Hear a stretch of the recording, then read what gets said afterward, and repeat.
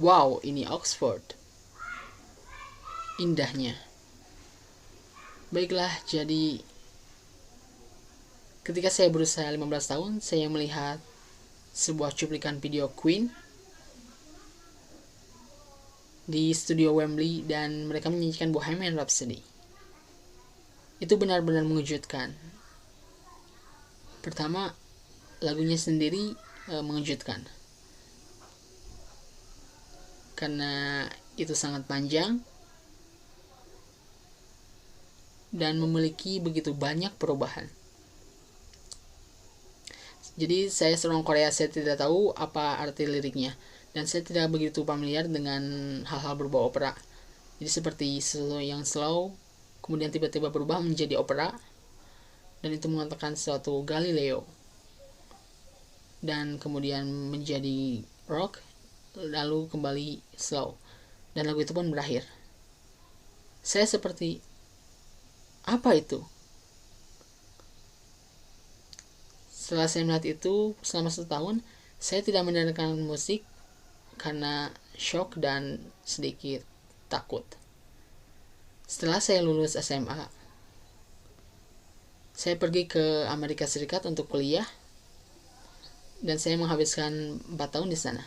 Tahun itu tahun 1996 sampai 1999. Itu merupakan pertama kalinya saya melakukan yang terbaik dalam sesuatu.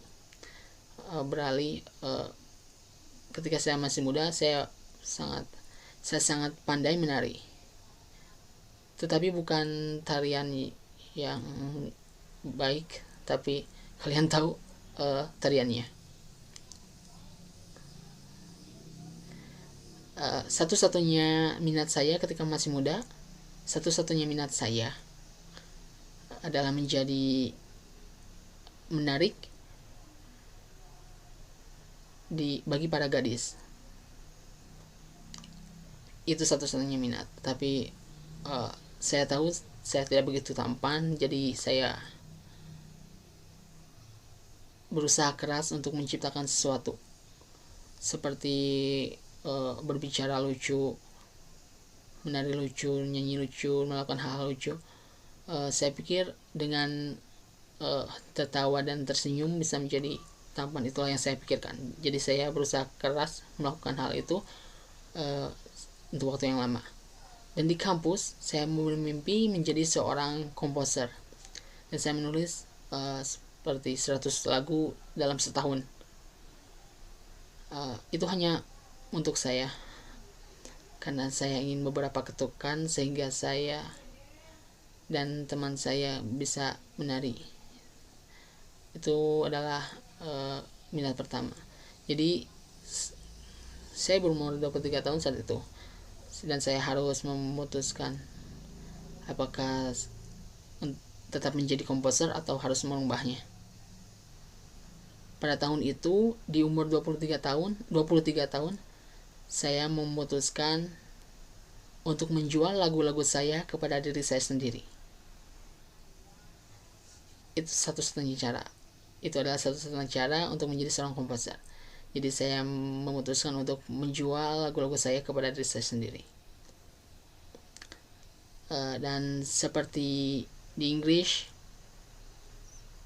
Amerika Serikat, Eropa, seperti di seluruh dunia, di Korea juga, para penyanyi, penghibur, mereka kurus.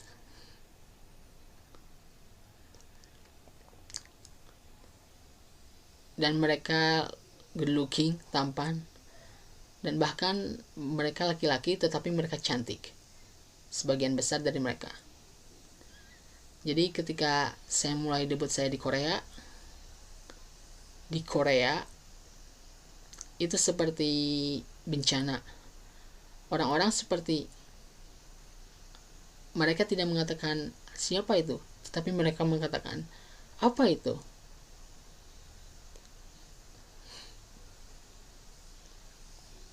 Jadi itu pada tahun 2000 saya memulai debut saya dan kalian bisa menganggapnya seperti Gangnam Style versi 12 tahun lebih muda karena itu dulunya seperti video itu dan apapun itu, dan orang-orang melihatnya dan mereka berpikir bahwa saya pikir kita bisa melakukannya, kita bisa melakukan dance-nya Psy seperti yang kalian lakukan saat ini.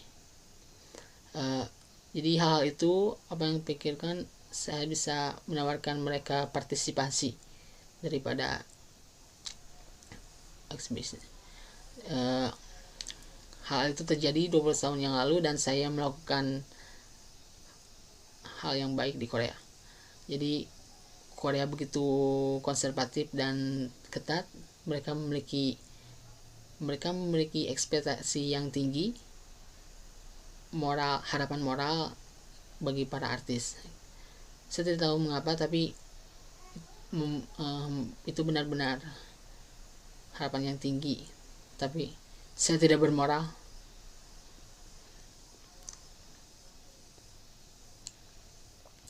Jadi saya pikir itu bukan seorang artis.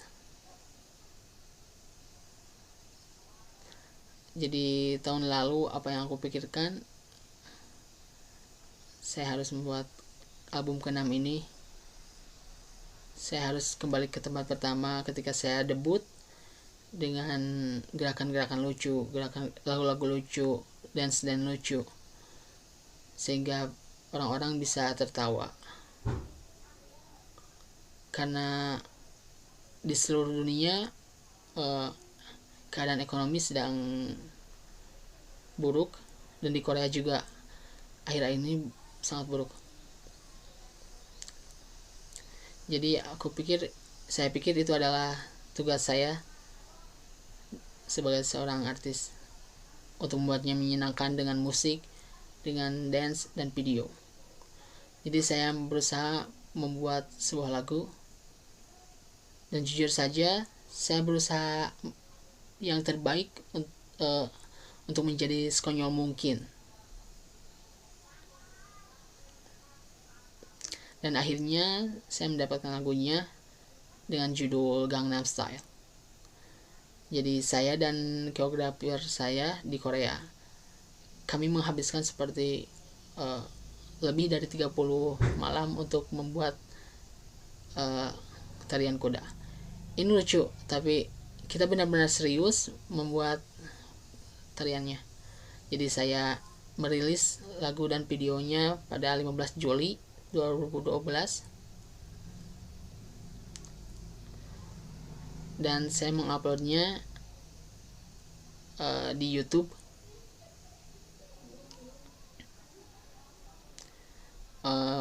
Hanya untuk para pengguna Korea. Beberapa orang Korea menggunakan YouTube juga, jadi saya menguploadnya untuk mereka. Dan setelah 10-15 hari setelah saya upload,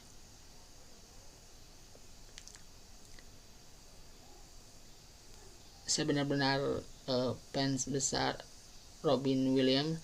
Aku tidak tahu mengapa, tapi Robin Williams mengupload video saya di blognya. Dan dia bilang sesuatu, saya tidak ingat detailnya, tapi dia mengatakan seperti, dia berkata kepada penggemarnya, ketika Anda lelah atau apapun itu, tonton ini. Jadi hal seperti itu terjadi lagi dan lagi. Banyak dari bintang pop, banyak selebriti, mereka men-tweet video saya di Twitter mereka. Masing-masing selebriti memiliki followers yang begitu banyak, dan followers itu datang ke video dan mereka mulai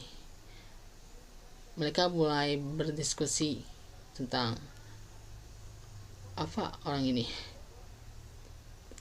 Jadi saya seperti jujur saja, apa yang saya katakan pada saat itu adalah WTF. Apa yang sedang terjadi? Jadi lucunya ketika setiap saya menampilkan lagu ini, saya melihat orang-orang, saya merasa bahagia dan sedih. Saya merasa bahagia karena orang-orang terlihat bahagia. Dan saya merasa menyesal karena mereka tidak tahu apapun tentang liriknya. Jadi bukankah ini hebat? Mereka tidak perlu tahu apa arti liriknya. Saya berdiri di Union Oxford dan guys, kalian sedang mendengarkan saya, jadi biarkan saya mengatakan ini. Apes bukan?